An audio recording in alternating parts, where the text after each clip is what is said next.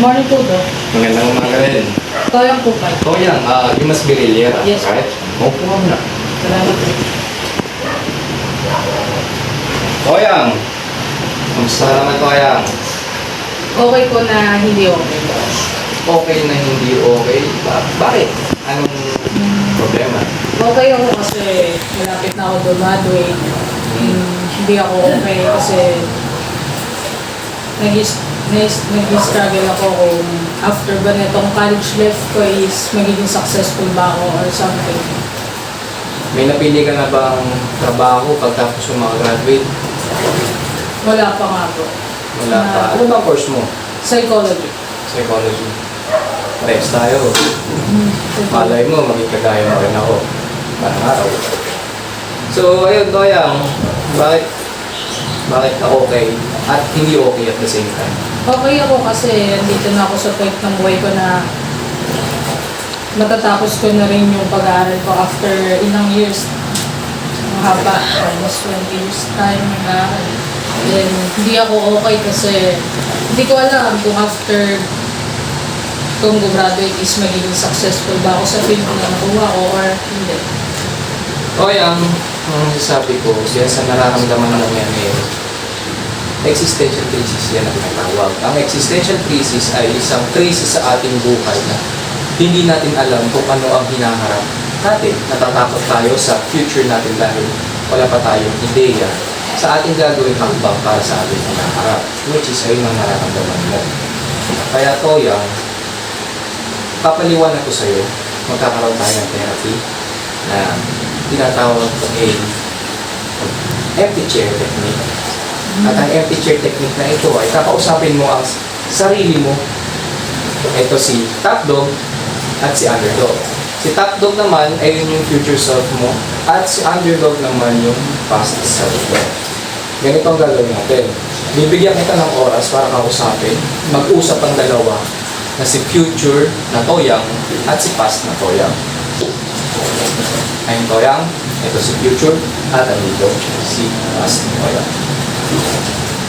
Sige Toyang, bibigyan kita ng oras. Kay past, ay kay future ko na. Sige.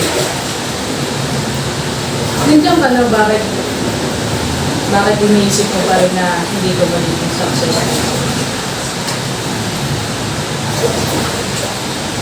Iniisip ko hindi ako magiging successful kasi wala akong tiwala sa sarili ko.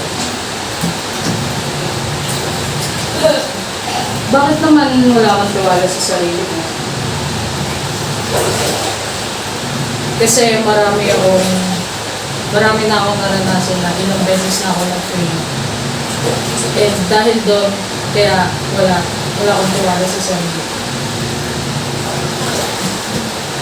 Dapat magkaroon ka na ng tiwala sa sarili mo kasi nandiyan ka na sa part na madaming gustong kabataan na makapagtapos yung pag-aaral.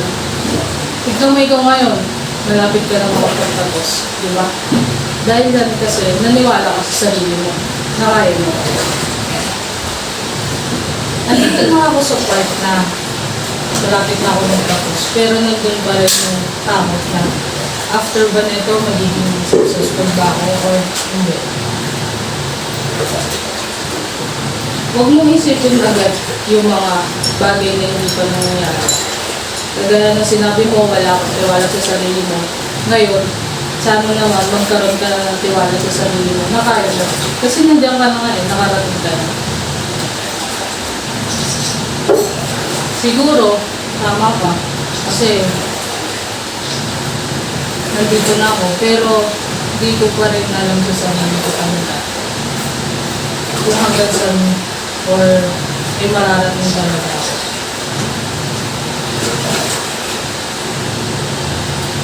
Ba't ba sinasabi mo na wala ko pa rin nararating? Eh, nandiyan ka na. Kung nasa ka ngayon, magtatapos ka na, malapit mo na makita yung totoong mundo.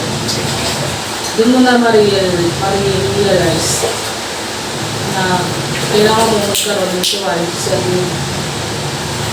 Toyang, sa pakikipag-usap ko sa sarili mo doon sa pag-uusap ng dalawa, Anong natutunan mo? Natutunan ko na kahit na may mga bagay akong pinagsisisihan, dahil din nawala yung tiwala ko, dapat pala baguhin ko yun, na dapat magkaroon ako ng tiwala sa sarili ko. Kasi, totoo naman, kung di rin naman talaga ako nagkaroon ng tiwala sa sarili ko, is wala ako kung saan ako ngayon. Kung nasan ako ngayon. Hindi ako makakapunta dito. Hindi ako graduating na student. Siguro nandun pa rin ako sa hindi ko pinagpatiwalaan ko sa sarili ko. Maganda yun po yung at least nakita mo kung saan ka nagkulang at saan yung lakas mo. Alam mo to yung madami kang pwedeng takakin sa field ng psychology. Pwede kang maging therapist, kaya ko, pwede kang maging psychologist, maging guro, maging inspirasyon sa lahat. Ang pinaka-bottom line to yung success na hinahanap mo, hindi mo yan makikita talaga. Yan ay mararamdaman mo. Halimbawa niyan, alam mo ba ang libro ni Mark Manson na pinamagatang The Subtle Art of Not Giving a Fuck. Sa libro na yon, si Mark Manson ay isang babaero, lasinggero, maranda na, kung ano-ano pang mga bagay na masama para sa tingin ng ating lipunan na ginagawa ng isang tao. Ngunit, paano ba natin huhusgahan ng isang tao sa tama at mali? Diba? Ayun ang gusto kong isipin mo. At damdamin mo habang ikaw ay naglalakbay sa buhay. Maraming salamat po. Nadagdag ko na rin sa ito yung takot sa hinaharap. Maganda yan. Yakapin mo yung takot at isipin mo ito ay magiging lakas mo. Ang importansya ng pag-overthink ay yung mga bagay na iniisip natin sa hinaharap ay ma-prevent natin. Hindi mabubuhay tayo dun sa problema doon sa hinaharap na hindi pa natin nararanasan sa ating kasalukuyan. Alam mo ba na ang tao ay nagpo-produce ng 50,000 thoughts a day? So, yung overthinking na yan pwede mong gamitin lakas upang magtagumpay. At yung tagumpay na hinahanap mo ay makamit mo sa hinaharap. Kumusta naman? Medyo okay na ako. Lumadaan yung pakiramdam. Maganda ito isang indikasyon yan na nakakapag move on ka kahit pa paano, no? At natututo ka. Kaya may mga gusto ka ba sabihin? Wala na po. Maraming salamat.